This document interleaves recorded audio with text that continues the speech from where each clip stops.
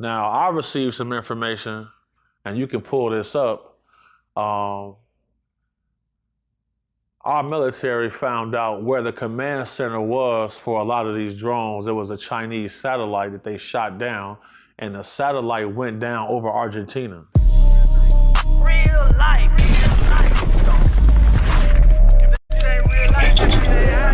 It ain't real life. Just say real life street stars. Know what time it is. So that makes me say, of course, Club Shay Shay, shout out to Shannon Sharp and him and Cat Williams. They're about to hopefully get to 100 million on their conversation. But the biggest podcast conversation on the internet was Joe Rogan talking to an alien conspiracy theorist. And when you yourself see the amount of cell phones coming up and either they're showing drones or some unearthly activity, what are your thoughts when you see the amount of, let's just keep it with drones, the amount of drone activity going on within just regular airspace of a drone hit one of the water carriers to drop our water in LA, and it's like there's a light show every other night in another city that they're recording, especially what happened in New Jersey. Give me your take on that as far as what's going on with these unwarranted situations. Right. Okay. So the gentleman who martyred himself in the Cybertruck in Vegas, before he died, he released some documentation saying that these drones are from a Chinese back engineer program of anti-gravity propulsion systems. And as soon as I saw that, I'm like,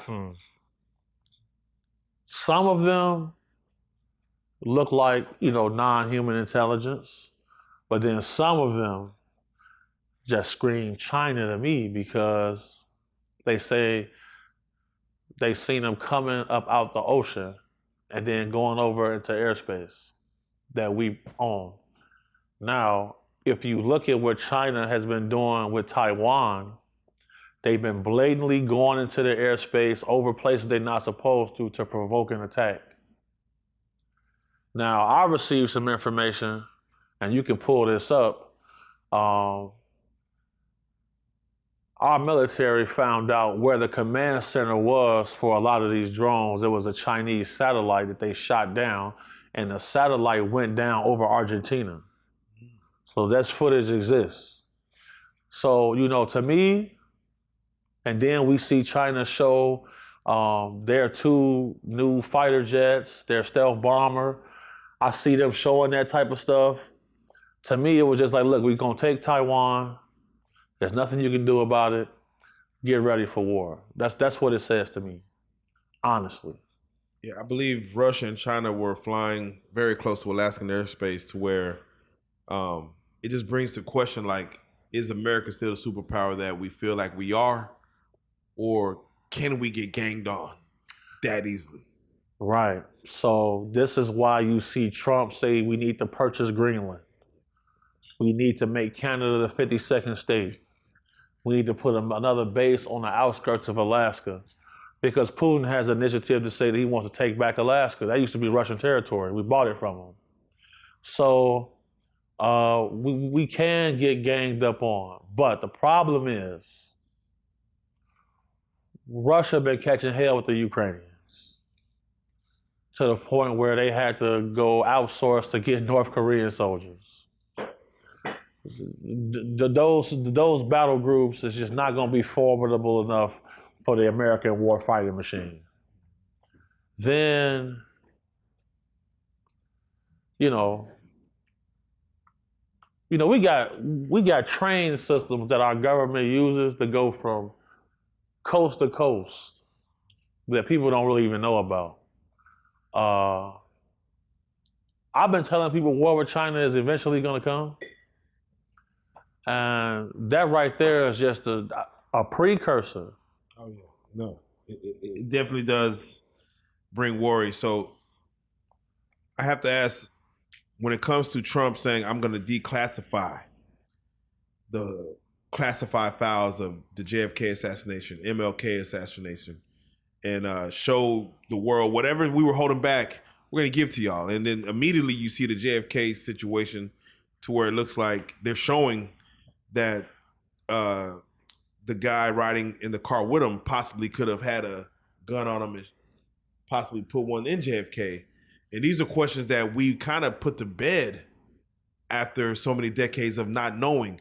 Does this help the American people to declassify these files and know what's going on with MLK, with JFK? Does it help the normal American person to know this stuff? It definitely helps, but you know what else it helps? It helps Donald Trump. Because this is his version of a dead man switch. Let me show y'all that the same people who tried to kill me killed these people. This is definitely two-pronged, and he was strategic about this because he waited till certain people died also before he filed for this. So, you know, we may see Congress try to block it, but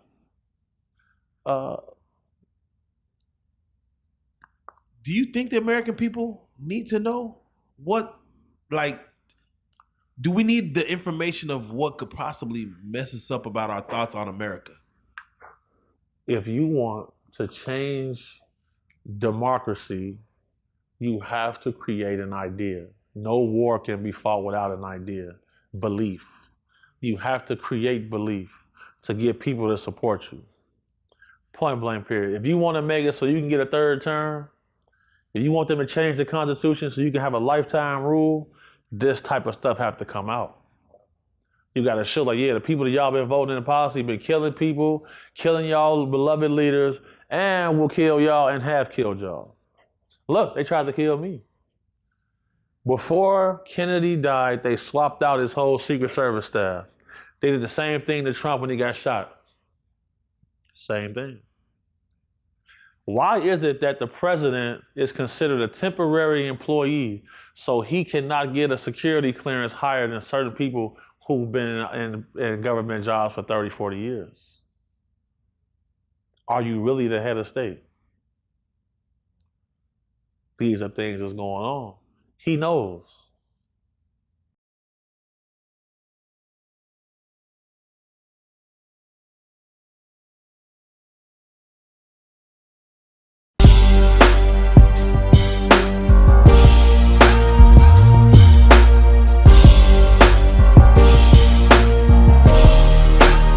Shout out Reallyfe Street Starz, nigga.